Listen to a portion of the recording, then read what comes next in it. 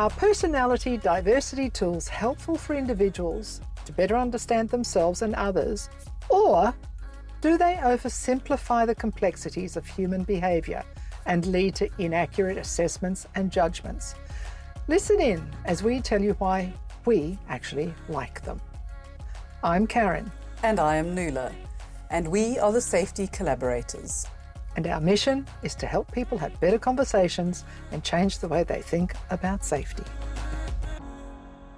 Where do we begin? Let's start at the beginning. Personality tools or understanding personality has been around since the dawn of humans.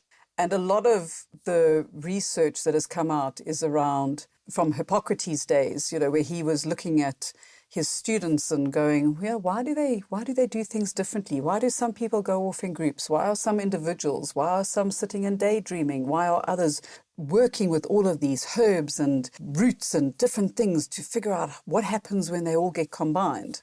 And has that changed over time? Of course it has. We're in the era of really understanding the brain, and there is so much around neuroscience that is coming out that is supporting, challenging, opening up the conversation. But at the end of the day, it's really about how do we understand ourselves? How do we understand others? And how do we meet in the middle and do a dance instead of doing a fight or a disagreement? And as we often say, we're different. And that is fabulous. Can you imagine if we were all the same? What a boring world we would be living in. Hell yeah. But just because I'm different doesn't mean I'm purposely trying to be difficult. I just see the world differently to you. So let's have that conversation and that dance. I think what you say is really important for people to understand that we all look at the world through our own lens. We are observers of our own world. You will have two people in a room who look at exactly the same wall and will describe it differently because we see colour different, we hear sound differently. It is all different and good at the same time. And on that, you can have two people who grew up with the same parents in the same household who look at the world completely differently. I have two brothers and I can assure you we're all different. We all view our way of growing up very differently. And that's what creates the complexity and sometimes the frustration, but a lot of the time the joy of what goes on around us. There are times, though, when that isn't always joyful. And this, again, is where these tools can be really helpful. So not just in the work situation, but actually in the family situation or between friends or between communities. They're actually very helpful in a range of environments. Yes, we use them a lot in coaching, particularly in one-on-one or within teams, which is lots of fun. In fact, when we see people who go, oh, that explains that. That explains that, or not. Something you just said, it was about you can have two people growing up in the same household. In fact, now this is not to do with personality diversity. It is to do with our physiology and in particular the gut biome. Now, a lot of how we react and show up in the world has an awful lot to do with how we eat and how our gut brain, as we call it these days, also works for us because a lot of information goes up into the brain, etc., which is important when we're talking about these things and when you're not feeling in the mood for something or whatever. It may be because of how you fed yourself 3 days ago. But what was really interesting, so Dr. Tim Spector, who's a bit of a legend in this space, he studied identical twins for many, many years. And even though identical twins have, physiologically, they are identical in every way, except when it comes to their gut. Oh, wow. They can be polar opposites, and in most cases they are. So this is when we're talking about personalities and why we use personality diversity tools. It's one of the many things that we can use to learn about ourselves or those around us to discover those differences. As you rightly say, we're not difficult, we're just different. So we use a tool called e-colors, and if we have a look at how they actually describe what it's about. So what are these? It's to understand and learn how to manage our own behavior and communication style more effectively. So that's all about me. It's about self. It's also to enhance our team performance. So it's increasing our ability to understand, to communicate, and to collaborate with others. That's about coming out of myself and going into team. And the more I can understand self and why I react the way I do to different things, what triggers me, what excites me, I can then educate those around me. And you gave a lovely example a while ago when we were in a team meeting, and Katrina actually mentioned, Karen, is it okay if I eat today, or do I need to put myself on mute? And I was sitting in the background going, hey, what happened here? And you went, we had a conversation so that Katrina can better understand how what she sometimes does triggers my reaction, because I have better learned to understand myself. Yes. So why do we use questionnaires? I know one of my favourite reasons is because they are a catalyst for conversation. It's a quick way to have someone have a little bit of an insight into themselves. I know we've both been doing this sort of stuff. Actually, I've been using DISC, for example, for 30 years.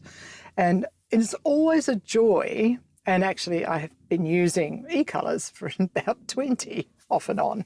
And it's always a joy when people go, oh, wow, that kind of knows what I am. So they either get really terrified and they go, how did you find that? How did you know that? But usually what I do in the feedback part of the process, I usually take them through some of the model. I don't give them their results. And then I ask them, so where do you think you are? There tend to be 4 quadrants with all of these types of assessments. Coming back to what you were describing earlier about how old these are, and they always tend to be in quartiles. Now, there's patterns that can be expanded out from those quartiles, but for the most part, there's 4. You all know colours. There's usually a red, a green, a yellow, or a blue, or it's a D or an I or an S or a C, and there's many other tools out there. But what I really love is I tend to say to them, okay, where do you think you are on this pattern, if you like? Which one do you think is your highest area of preference? And what's your second one? What's your third one? What's your fourth one? And they give me their numbers. And very rarely is it kind of different to what the actual assessment says. And I go, oh, that's amazing. For the most part, people smile and go, oh, and I used to say to them, well, because then I'll give them their percentages or tell them what they are. And they go, that's amazing. I said, well, we actually tend to know who we are. So this is not meant to be a massive surprise to us when we're sharing this with people. So I really like that they can really help then bring the conversation up quickly and go, oh, because then you can take it into leadership, how they talk about teams. You can talk about all the other aspects of where they're sitting. And it's a fun conversation, I have to say. It's a fun conversation and a valuable conversation because it also opens up vulnerability, because it's acceptance. It's going, that is who I am. And yes, it validates me. I'm allowed to be okay with being who I am. And as you said, then you can take that whole conversation in a completely different direction and go, well, how are you showing up in different places? Are there any places where you are having disagreements? You know, it can help in handling conflict and all sorts of things like that. Indeed. So if I come back to why do we like them, they're a quick road to opening up a conversation. So I tend to call them catalyst tools, in fact. They are not hard and fast. They shouldn't be used that way. We have some fairly clear guidelines on when we believe they should be used and when they shouldn't be. And it's not a guessing game. It's not a guessing game. And they should never be used for employment purposes. They're a development tool. They are not a selection criteria tool, because that makes no sense. Because we're all a bit of all of it. We just have preferences in one area versus potential limitations in others. But there are times when we've got to tap into even the areas that we're not so comfortable with, particularly as we move more into the leadership roles. You know, the more we understand that about ourselves, the better. We use them because they're dynamic. They increase the way people explore not so much just about themselves, but about what's going on around them as well. They help, as you just mentioned, they help in handling how we handle disagreement. I like this one. We are a kaleidoscope of bits. I do love that. I think that's brilliant. Do you want to expand on that one? Expand on it. So I live in South Africa and we're the rainbow nation because we are such a melting pot and a mixing pot. And I don't know if you had those kaleidoscope, I don't even know what they were called as a child. Kaleidoscopes, I think. I used to love that. I could pick it up and look at it for ages and just keep turning it and seeing the different patterns and views that it gave me. And I think that's part of how I look at when we work with people, is that there are so many patterns, there are so many views. We show up differently every day. We dig into the different wells of our personalities and our characters, and depending on what situation in, will be that kaleidoscope of view that is in that moment. And that might change from moment to moment, depending on who you're with and the conversation that you're having and what's needed for you to show up as your best self. And we use these to help people show up as their best self, regardless of what the moment is that's happening around them. And that's what excites me. If you want to reach out to us, use the hashtag Conversations That Matter, and we'll pick it up on the socials. Or look out for us on LinkedIn, Karen Ovari, me, Nuala Gage, or our company, Safety Collaborations. Now, back to this week's show.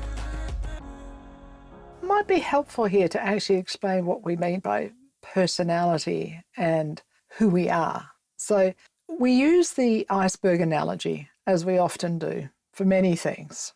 But in this case, what we look at is what we see above the surface.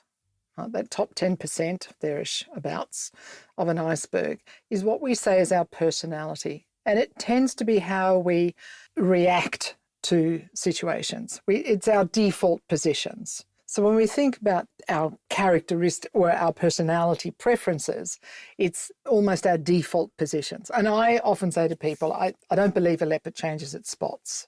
However, we can then choose how to behave based on the rest of ourself, if you like. So below the surface is everything else that makes us who we are. So how we grew up, our cultural backgrounds, our learned experiences, our learned behaviours, the time we've had on the planet. All of these other elements, our values, our beliefs, norms, all of these are what creates what we say is our character. And it's in those learnings that we say, okay, that might be my personality in that situation, but I actually choose based on my learning and understanding to react in a different way, maybe, or actually expand on my preference. So if we expand on that preference, or I'm in a situation where, my preference is my strength, and in this situation, that's good. In other times, it may actually be my weakness. So therefore, how do I downplay that? And we'll talk a little bit about that in a minute.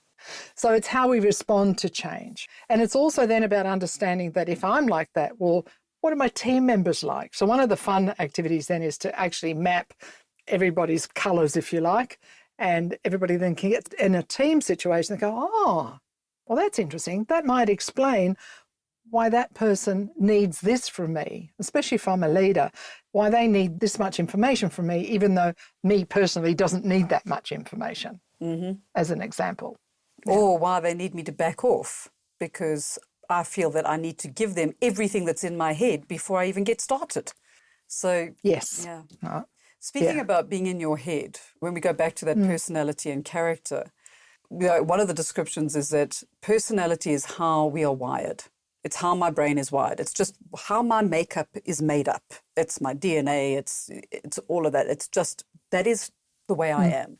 Character is understanding how I am wired and how all of my life experiences can help me tune my wiring or understand my wiring to be able to then adapt to what is going on around me. So I don't have to react from almost like just what is going on or emotive or a default non-thinking position. Yes, Yeah, exactly. Fight, flight, freeze or appease. I can actually stop and take a breath and go, okay, I want to react like this, but I'm going to react like that because I know it will have a better outcome for everything that is going on around me. So a lot of this is situational, and we often talk also about situational leadership, but in this case, it's also understanding. And these tools play very nicely together. So I often talk about the personality framework with a leadership framework, actually called situational leadership.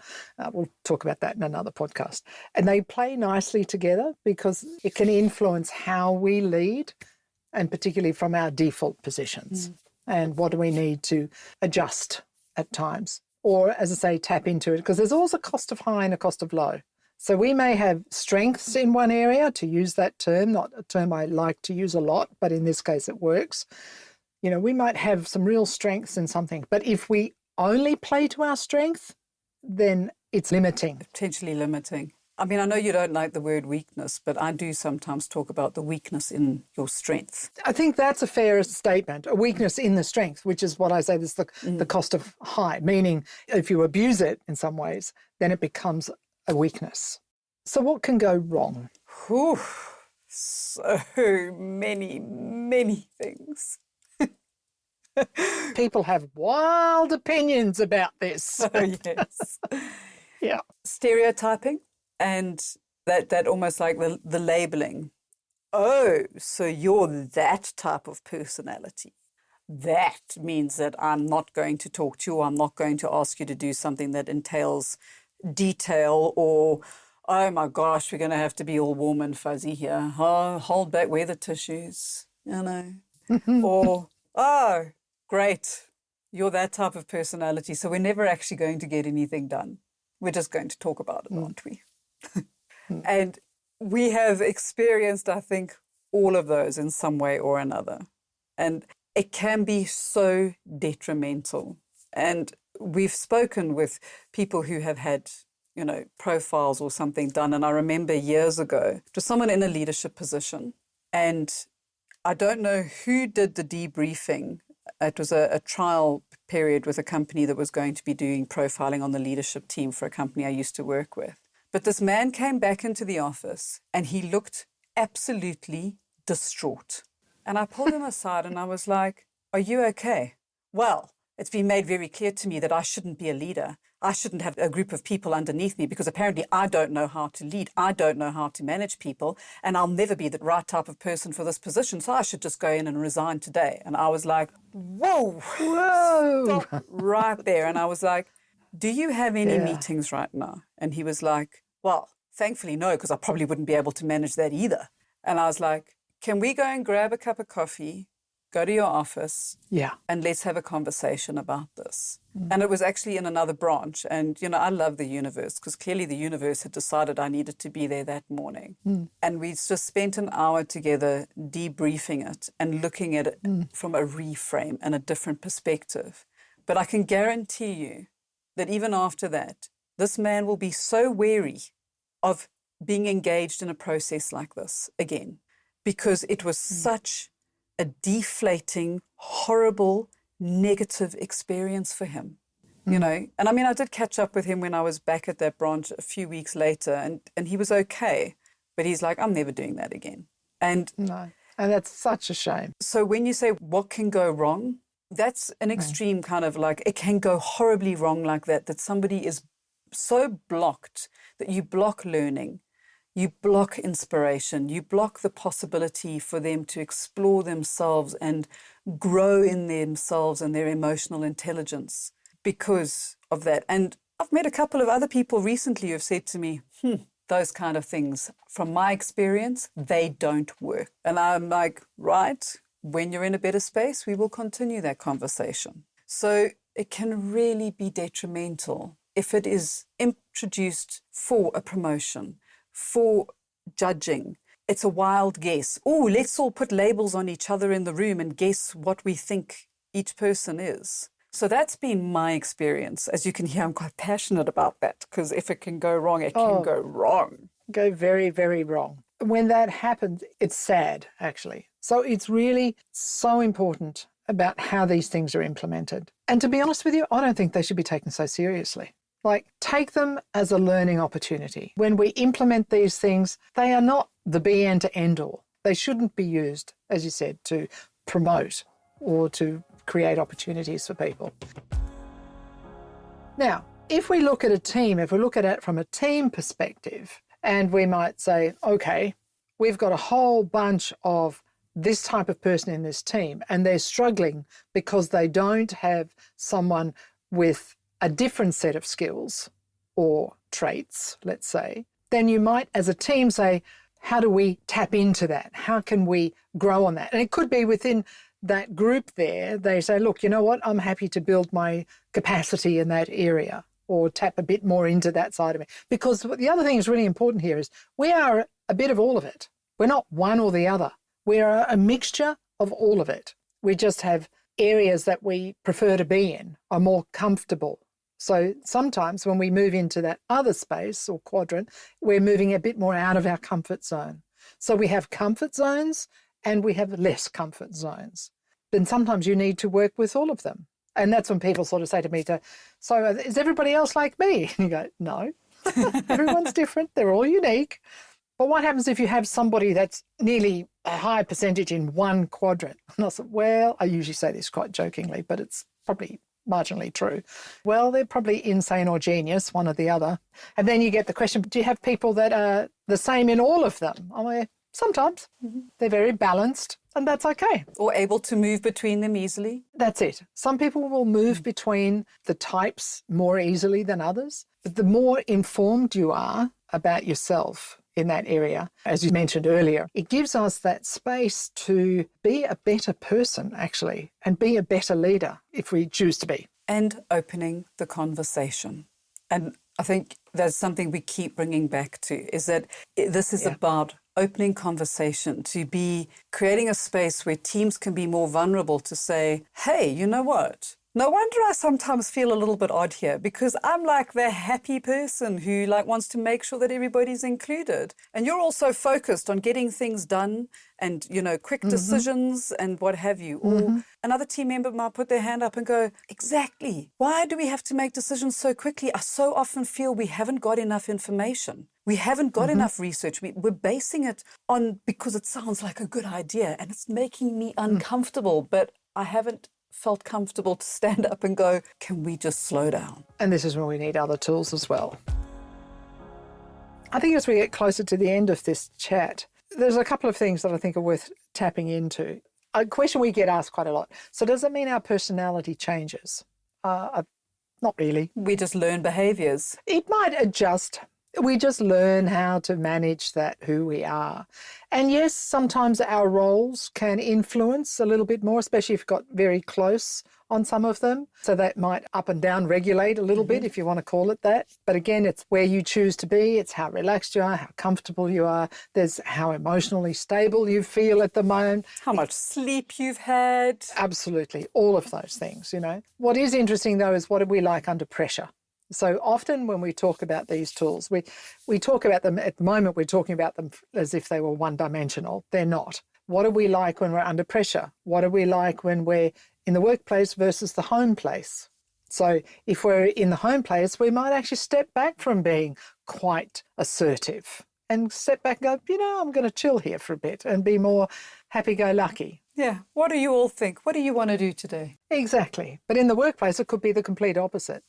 And under pressure, that can be a different face again. We mentioned, what do you like when you're on a smooth lake and it's a beautiful sun-shining day? Exactly. Our worlds. Yeah. And how does that change when the water is stormy and there's turmoil and things are going wrong and you don't have control over everything that is happening? The thought of somebody on a golf course just came to mind. I don't know why, but when you were talking about, yes, but when you were talking about in different situations, I don't play golf, but I am often with golfers and we have a charity golf day every year. And I love watching the players because you can see these people who arrive and they're all so gung-ho, they're so excited, they've got a day out the office, it's going to be amazing.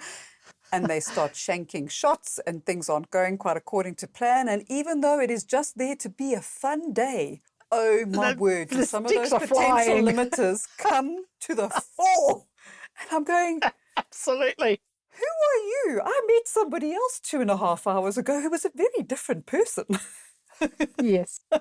We all have our dark side. Oh, that we absolutely do. As you know, when we say our brother or sister has come out to play, it's what we used to say when we were sailing, you know.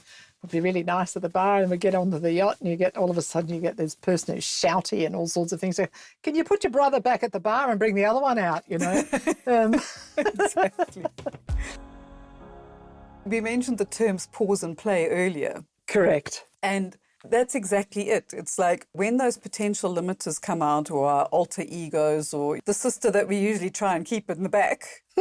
Exactly. Where do we need to sometimes literally tell ourselves to pause? So what we're putting out into the world might not be so helpful right now. So pause. And, you know, one of my examples of where I need to pause is I have an idea for everything. If we're in a group of people and somebody asks a question, I have an opinion. But what can happen is that I become the dominant voice and I block other people from sharing their opinions or their wonderful ideas. And I need to pause and go, let everyone else speak. And if somebody hasn't mentioned my amazing idea or opinion, then I'll put it forward, but give other people space. Then we have play.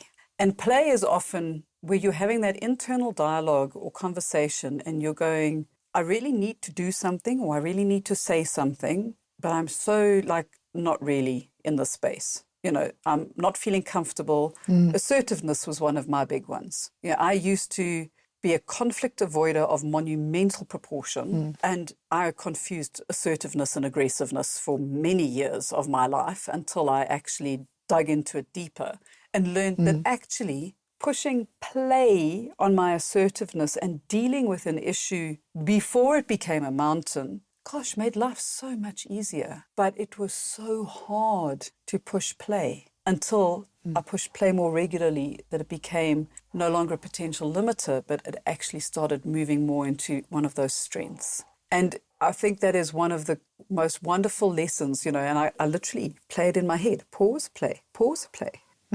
Yep. For me, it's if I give an example, I can be a bit task-oriented and want to just okay, let's get on with this now. Yep, right, let's just move on. If I'm in the mood for it. If I'm in the mood for chit-chat, I can chit-chat. I have a back and forth between two key areas. But if I'm really task-oriented or feel like I'm under pressure, I can become very short.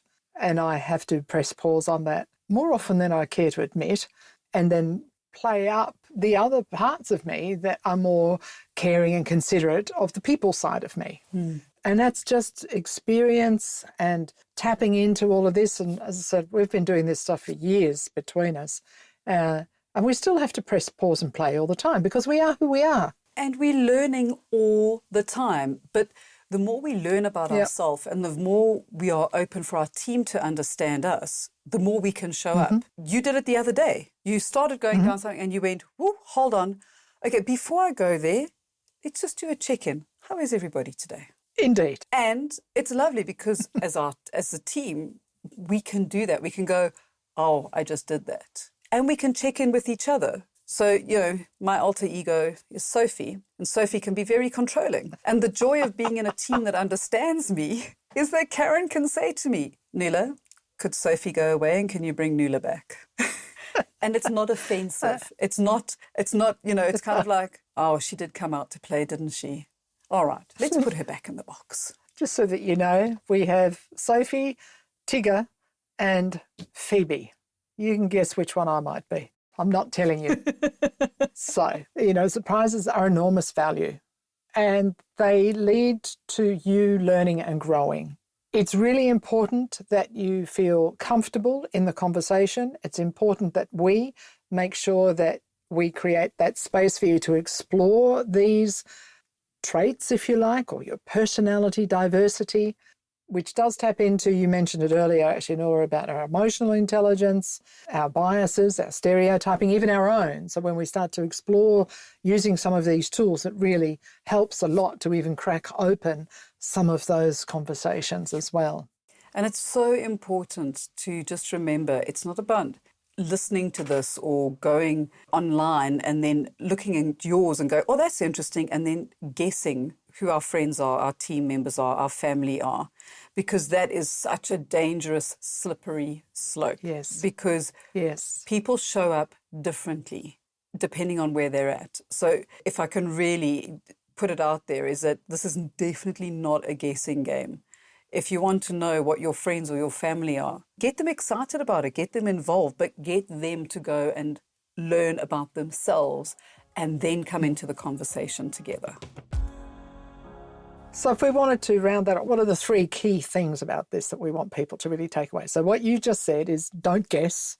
Involve your friends, your family, your work colleagues in understanding each other and selves. What's another one? What's another one? Well, it's be excited about learning more about yourself. Yeah. And be open to learning more about others, because that really is where you will grow and you will develop. And just accept people. Accept that not everyone's having a good day. You don't always know what's going on behind the scenes. And they might be sitting in seriously stormy waters. They're not on a calm lake today, but they're trying to look like a duck.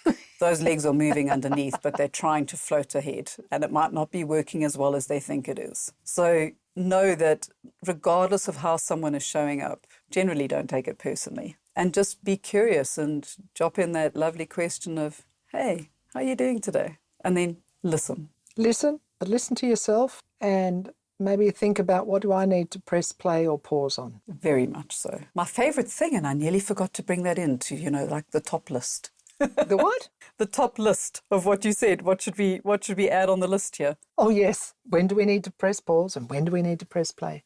And if you want to find out a little bit more about all of this, we're always open for a conversation. We are certified practitioners in e-colours, DISC and Personality Compass. We'll put all of this information in the show notes as usual. And if you want to book a call or to learn more, just send us an email, hello@safetycollaborations.com.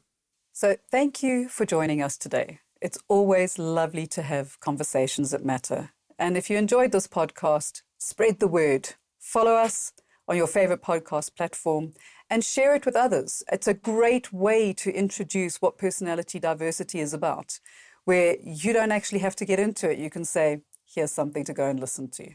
Till next week, stay safe and stay well.